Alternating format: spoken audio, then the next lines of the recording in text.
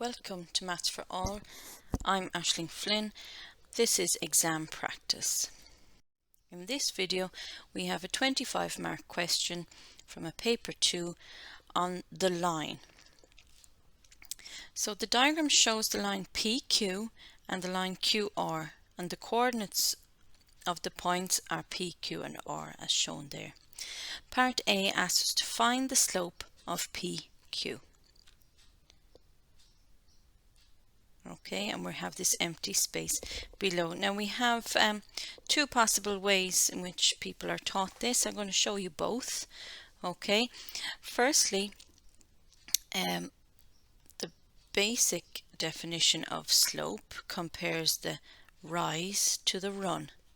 Okay, so as you run across, how quickly is your line rising? Okay, it compares horizontal to vertical. But to use this definition, you have to be able to see the line on a graph. Okay, so what we're going to do is we're going to draw a little sketch of a graph, and we're going to plot points P, which is 4, 2, and Q, which is 8, 5. Okay, so we can do that here.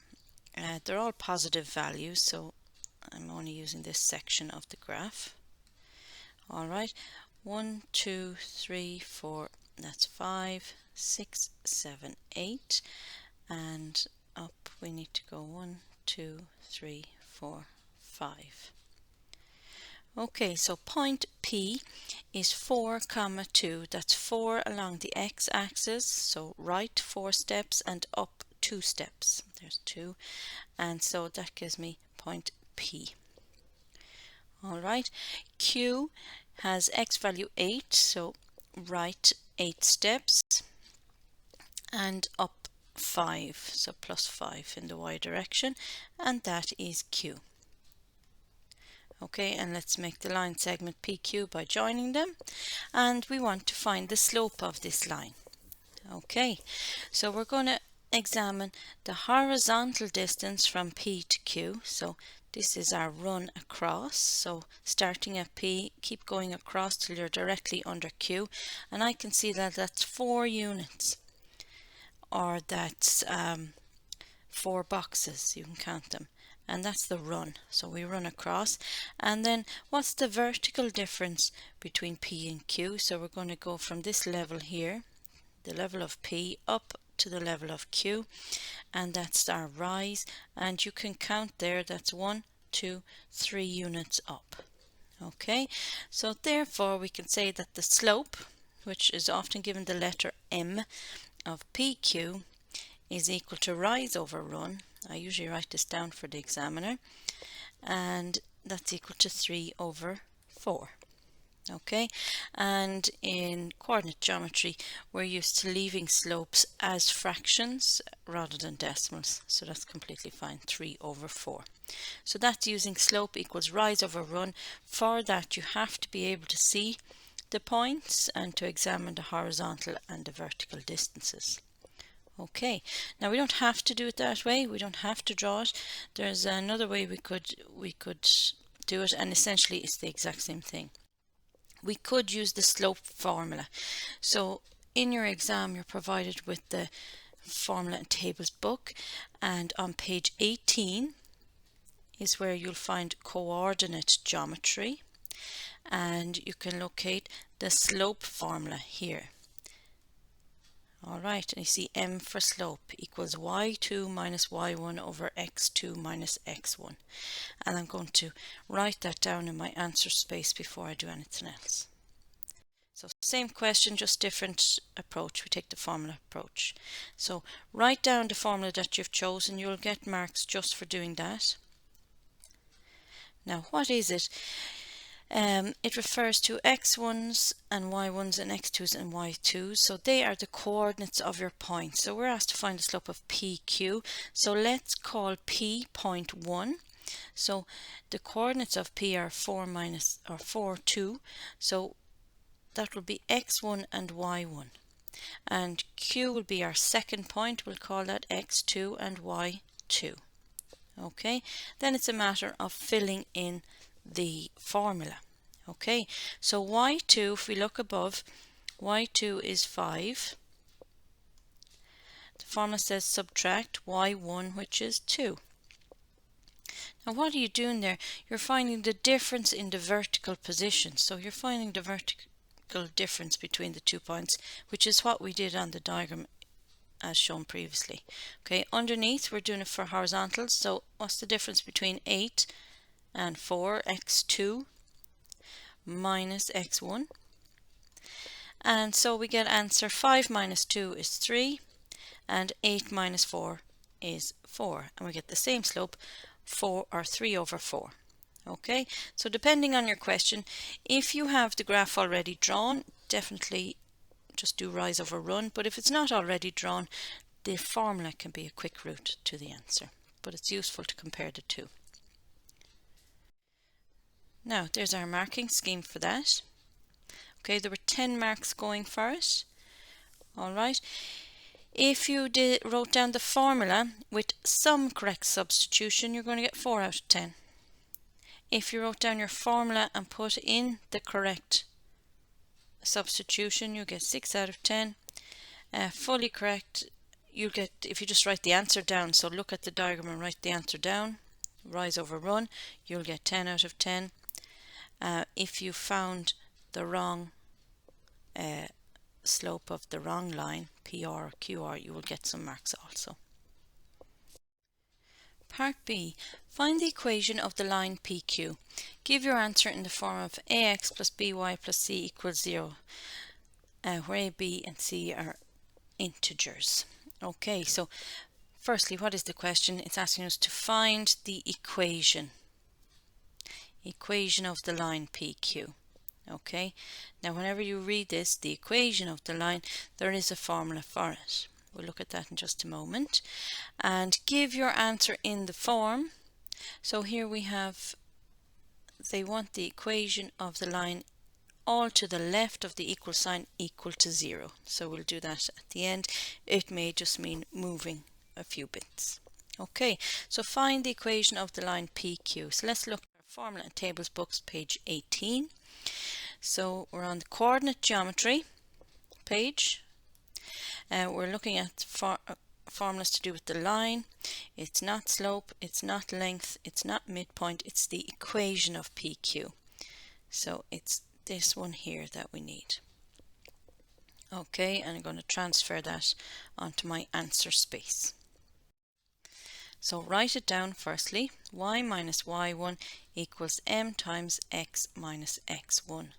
So let's remind ourselves what everything is here. Okay, so x, regular x and regular y will stay put. Okay, we will substitute for x1 and y1, from where we will choose a point on the line, and we have a choice. We can do P or Q. So x1, y1 is a point on the line. If we choose P, that was 4, 2. Okay, so therefore 4 is x1 and 2 is y1. Alright, and what else do we need? We need to substitute for the slope of the line m, which we found in the previous part of the question, is 3 over 4. Okay, so we've all the information we need. Now let's substitute. So regular y stays as is, minus y1. y1 is 2. That came from point P. Equals to the slope 3 over 4. Now look, I very deliberately put that on two different levels. We'll see in a minute how we deal with that. Regular x stays put, minus x1 from point P is 4. Okay, so that essentially is an equation of the line PQ, but it's not presented as we would like it. Okay, we were asked, remember, to give it in the form of AX plus BY plus C equals 0.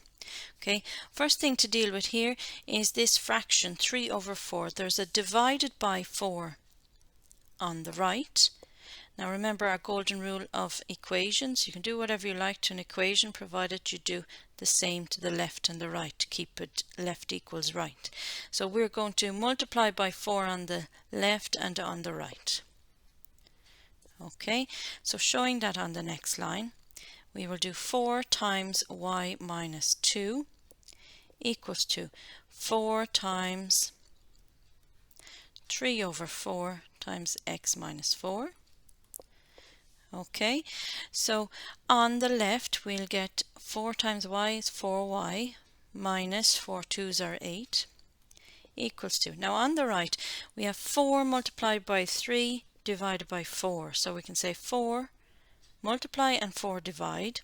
So if 4 divided by 4 is 1, they cancel each other out and you're left with 3 times x minus 4. Okay, so we have 4y minus 8 equals, let's remove this bracket, 3x's are 3x minus 3 4's are 12. Okay, and lastly, so we've tidied up a good bit there. Lastly, we want to rearrange everything so we've everything together and on the other side is equal to 0. Okay, now notice here that they want us to start with the x part, and it is common to see a positive x part at the beginning of the equation.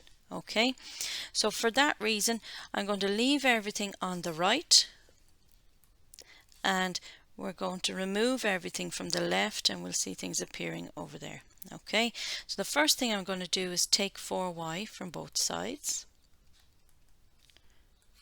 and I'm going to add 8 to both sides. Now that's a little messy. Let's see how you probably would have written it. So we'll have 0 equals. So there's nothing left on the left. We'll have 3x. We'll write the y part next. Minus 4y. We had minus 12 and now we'll add 8 to that. Okay, so what does it give me for finish? We'll have 3x minus 4y. Now minus 12 plus 8, we can combine those and we'll get minus 4, and that's all together and it's equal to 0. There's nothing on the other side, so there's my answer for that. 3x minus 4y minus 4 equals to 0. Okay, now let's see if we're correct. Yeah, so substitution. So you can take as much or as little space as you like to work things out, but yes, we got it right. Okay, there's 5 marks going for that. Note that if you moved everything to the left instead of the right, you get your full marks because it is mathematically the same. Okay, you could have gotten 2 out of 5 if you wrote down the formula with some correct substitution. Okay, so always write the formula and try to insert some numbers. You would have gotten 3 out of 5 if you wrote down your formula and substituted correctly. Okay, if you made one mistake in your substitution but did everything else correct, you'd get 3 out of 10. Or if you did everything right but you didn't give your answer in the required format, you get 3 out of 5. Okay. Now, Part C asks you to write down the slope of any line perpendicular to PQ. So let's remind ourselves, the slope of PQ we found in Part A was 3 over 4. So a perpendicular slope will be whatever you can multiply that by to give you minus 1. Alright, so what I say is to turn it upside down, 4 over 3, but also inside out, meaning if you start with a positive slope, we'll change it to a negative. Okay, so it's the exact opposite, and you could check that. What do you get if you multiply 3 over 4 by minus 4 over 3? So top by top, you get 3 by minus 4 is minus 12 on the top, and 4 by 3 on the bottom is 12, and 12 divided by 12 is minus 1. Okay, but the answer simply is, and you don't have to show any workings for this, you can just write the answer straight away. Turn it upside down and inside out, and the slope is minus 4 over 3 for a perpendicular line. Okay, what does a perpendicular line look like? If this is PQ, perpendicular line has a negative slope, goes down like that, and it makes 90 degrees with PQ. Okay, so yes, we got the correct answer. 5 marks going for that. Work of merit. So if you didn't write at all, you probably get 2 out of 5. Okay. Okay, part D asks us to find the area of the triangle PQR. So let's just look back to the beginning of the question. P, Q and R were drawn as such, and we're given the coordinates of P, Q and R. P was 4, 2, Q was 8, 5, and R was 2, 11. Okay, so it wants us to form a triangle from these three points, so we should join P to R to see what it looks like. Okay, and we're asked to get the area of this triangle. Okay, now we can see there none of the angles appear to be right angle triangles, so to solve this question, to answer and calculate the area, we're going to use the area of a triangle formula. Okay, so again back to the formula and tables book. So we're still on coordinate geometry of the line. We're not doing slope, length, midpoint or equation. We are doing the area of a triangle OPQ. So here's a formula. Now OPQ, O stands for the origin, which is 0, 0. So to be able to use this formula, one of your points has to be 0, 0. Okay, and then the other 2 points will have x1 and y1 as their coordinates, and the second one will have x2 and y2 as its coordinates. Okay, so first things first, I'm going to transcribe that formula onto my answer space, and then we'll get to work. Okay, so the formula for the area was a half of x1 y2 minus x2 y1. Okay, and as discussed before, one of our points has to be 0, 0 to use this formula. You can see here P, Q and R, they're not 0, 0. So what we do is we choose to translate, to move the triangle so that one of the corners sits on 0, 0. So if you were to have a graph of the triangle, maybe look something like that, right? We're going to choose point P. Why P? Because it's the smallest, easiest numbers, okay? And we're going to move the triangle, slide it so that P becomes 0, 0. Now to do that and keep the area the same, you also have to move point R and also Q. Okay, they all have to move the same distance in the same direction so that you end up with an identical triangle of the same area. Okay, so revise that if you need to. So let's move P to 0, 0. So what happens to the x value 4? To make it 0, you would do x minus 4. Okay, what happens to the y value 2? To make it 0, you do y minus 2. Alright, and now we're going to repeat that process for Q. So again, it's going to be x minus 4. Well, 8 minus 4 is 4. And y minus 2, that's 5 minus 2 gives me 3. So that's the new Q. Alright, and repeat again for R. So we have to do x value minus 4. So 2 minus 4 gives me minus 2. And y value, take away 2, 11 minus 2 is 9. Okay, so now we've got a 0, 0. That's fine, we don't need to use that anymore. But the other two we will in our formula. Let's call the translation of Q, let that be x1, y1, so that's our first point, and translation of R will be x2, y2. Okay, so now we're going to fill those values into our formula and see what happens. So A equals a half. Now, straight bar means we're going to take the modulus or the positive value of whatever comes out from inside this calculation, okay, in this bracket, because there's no such thing as a negative area. So x1 is 4, so we're going to have 4 times y2 is 9. So check that you can find those, okay. x2 is minus 2 and y1 is 3. So you might want to pause there and just follow where do we get those values from. They're over here. Okay, some calculation then. Well, half of 4 nines is 36 minus, I'm going to use the bracket here for a moment, minus 2 by 3 is minus 6. Now we know that a minus minus, or take a negative, changes it to a plus. So we get a half of 36 plus 6, half of 42. And a half of 42, and 42 is already negative, half of 42 is 21. And if you want to be completely correct, we'll say square units. And that's the area of the triangle. Let's check our marking scheme now. So there was 5 marks. So that was by far the trickiest part of the question, but note that there was only 5 marks going for it. Okay, so what I would say, even if you struggle with this type of question, give it a go. All right, as long as you have the basics further up the question done, you still could score quite well.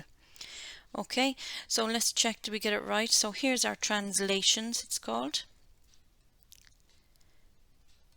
We get that, and that right. Okay, here's our formula. We chose the correct one. Here's the substitution, looks just like ours. That just looks just like ours, and we got 21 square units. So we get 5 out of 5 for that. So again, as always, there's possibility of gaining partial credits if you didn't get it fully right. Now you get 2 out of 5 if you attempted to translate something to 0, 0. So you know that. If you wrote down the correct formula with some substitution, you get 2 out of 5.